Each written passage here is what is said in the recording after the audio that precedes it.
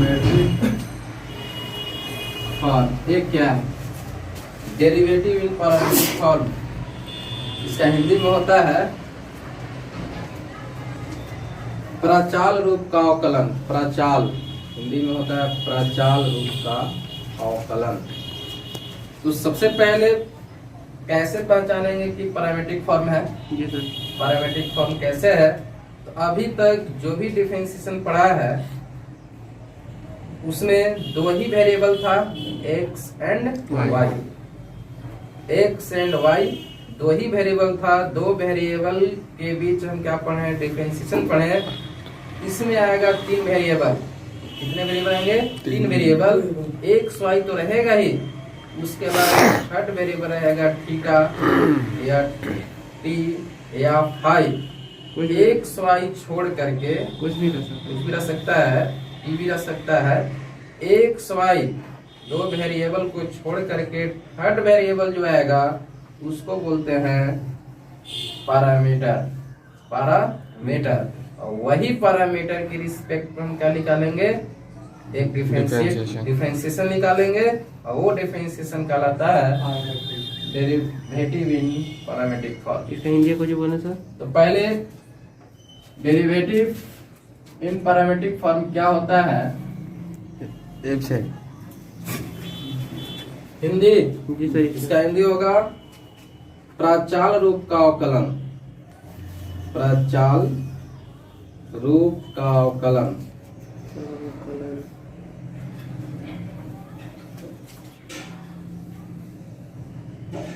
लिखो द, लिख रहे हैं यूट्यूब से लिख रहे हैं। The third variable, the third variable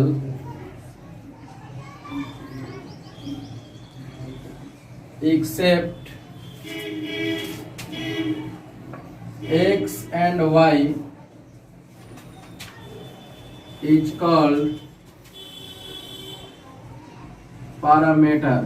इसको क्या बोलेंगे?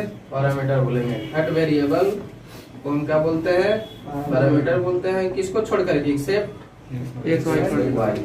एक्स वाई को छोड़ करके जो थर्ड वेरिएबल होगा उसको क्या बोलते हैं? Parameter. And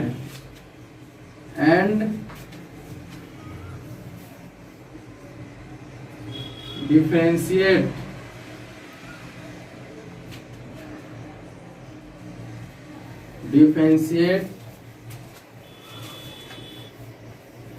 of y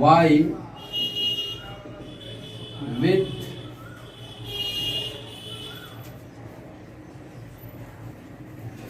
respect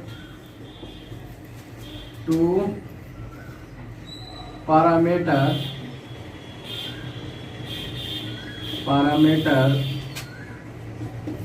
is known as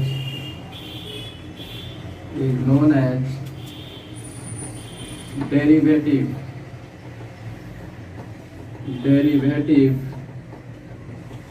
in parametric form। in parametric form ये कोई कॉन्सेप्ट है, रूल वही रहेगा जो अभी तक पढ़े हैं। इसमें कुछ रूल अलग नहीं, इसमें केवल एक अलग चीज आएगा थर्ड वेरिएबल, और थर्ड वेरिएबल को हम क्या कहेंगे? पैरामीटर। जैसे एग्जाम्पल फॉर मान लेते हैं कि x इक्वल टू दिया है cos theta and y equal to दिया है sin theta. Then find the dy by dx find करना है। तो x बराबर दिया है cos थीटा, y बराबर दिया है sin थीटा, तो हमको क्या निकालना है? dy by dx। तो देखो x और y दो वेरिएबल तो है ही, ठीक है, लेकिन इसके अलावा थीटा भी है ना, थीटा है। अभी तक जो भी पढ़ा था उसमें x बराबर cos x 2x ऐसे था, एक से था या y था, तीसरा वेरिएबल नहीं था। तो यहाँ पर x और y को छोड़ करके थर्ड वेरिएबल है थीटा। ये थीटा को हम क्या बोलेंगे? प्रचाल बोलेंगे, प्रचाल पैरामीटर। ये है पैरामीटर और x y तो वेरिएबल है ही, ठीक है। तो अब हम कैसे निकालेंगे dy बाई dx। तो ध्यान देना है, सबसे पहले हमको पैरामीटर पहचानना है, प्रचाल पहचानना है। प्रचाल वो वेरिएबल होता है जो x और y को छोड़ के होता है, तो पहचान आ जाएगा। तो x और y को छोड़ करके यहाँ कौन वेरिएबल है? थीटा।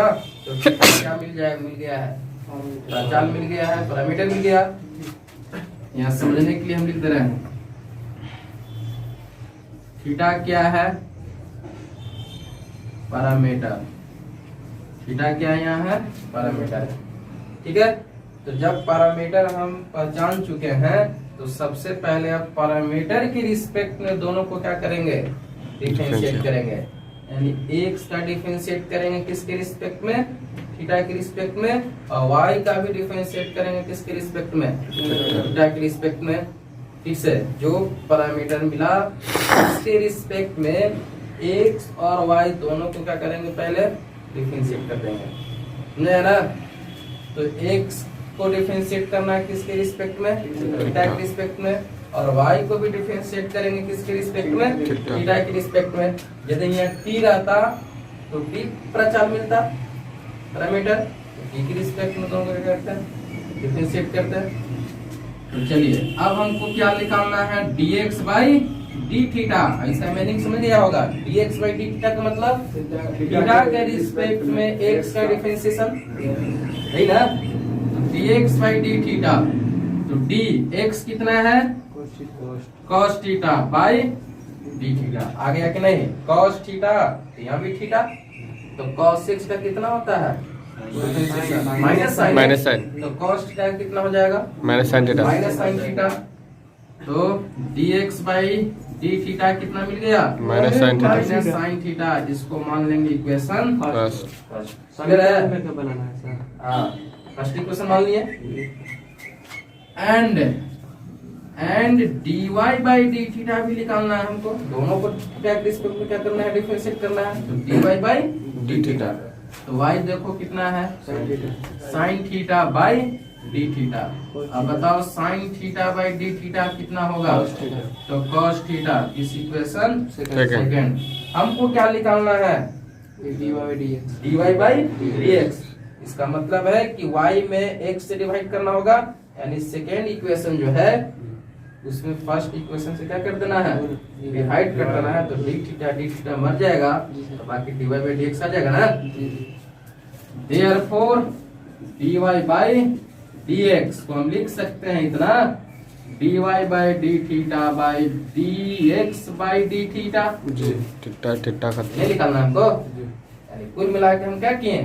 फर्स्ट इक्वेशन में सेकेंड इक्वेशन से डिवाइड किए। तो dy by dx is equal to कितना? तो dy बाई डी थीटा कितना मिल चुका है? cos theta. और ये क्या है? Minus sine theta. तो आंसर कितना हो जाएगा? Minus cot theta. ये आंसर क्लियर हुआ? ऐसा पढ़ना है इस चैप्टर में। इसमें एक थर्ड वेरिएबल नजर आएगा, उसको क्या बोलेंगे? पैरामीटर बोलेंगे। और उसी के रिस्पेक्ट में x और y को क्या कर देंगे? डिफरेंशिएट कर देंगे। और दो इक्वेशन बनेगा, दोनों को डिवाइड कर देंगे, dy बाई dx मिल जाएगा। तो भी हम एग्जांपल दे रहे थे ना, इसमें थीटा वेरिएबल है, ये थीटा पैरामीटर मिला, ये t भी मिल सकता है, अल्फा भी मिल सकता है। एग्जांपल दे रहे थे। यानी x y के अलावा जो वेरिएबल रहेगा उसको हम क्या बोलेंगे? पैरामीटर बोलेंगे। और उसी के रिस्पेक्ट में पहले क्या करना है हमको? डिफरेंशिएट करना है x और y को। दो इक्वेशन बनाएंगे, फिर डिवाइड करेंगे। ये एक्सरसाइज सर 5.6 है ना? हाँ, अब एक्सरसाइज बन जाएगा। इसको पहले लिख लो।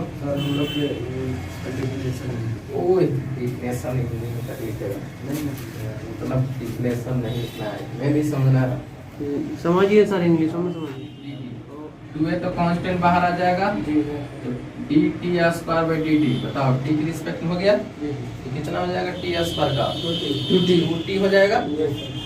नहीं यदि यहाँ dx स्क्वायर बाई dx रहता तो 2x लिखते ना, यहाँ t स्क्वायर है 2t, यानी जितना पावर वो मल्टीप्लाई में आ गया घट जाता है, तो 2 आ जाएगा इसका मल्टीप्लाई में, तो 2 2 जा 480, यानी dx बाई dt मिल गया हमको। पहले से फिर से नीचे लिख दे रहे हैं, dx बाई dt बराबर कितना मिल गया 480, दिस इक्वेशन फर्स्ट।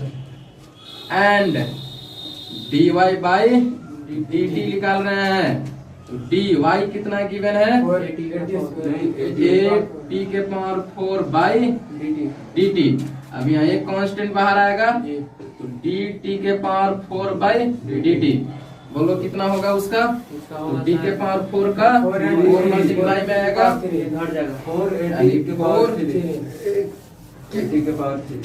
यानी dy बाई dt बराबर 4a t के पावर 3, है ना, दिस इक्वेशन